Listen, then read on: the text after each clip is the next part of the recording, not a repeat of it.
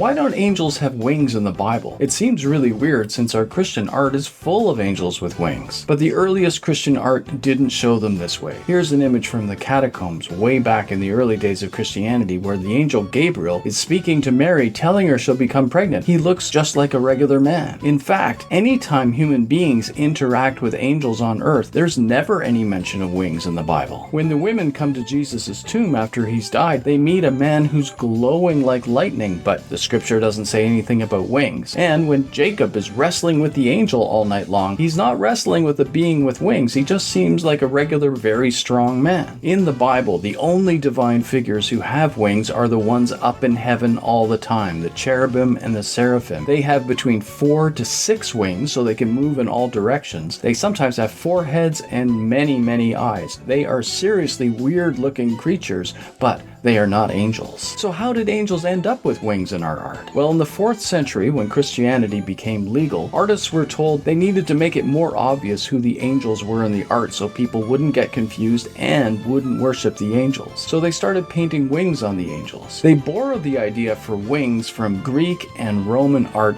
where divine figures had always had wings. The word angel comes from the Greek word angelos, which simply means messenger. So anyone who's bearing a message from God could be considered an angel. You may have been in a situation where a person has shown up at just the right time in the right place with a message which has really helped you through a spiritual problem or perhaps a jam that you were in. Who knows, maybe you have been that person. Angels don't need wings, so you may have been acting as an angel. We can all be angels if we open ourselves to channeling God's will for love and compassion to rule this world. So, dare to be an angel and don't worry about the wings.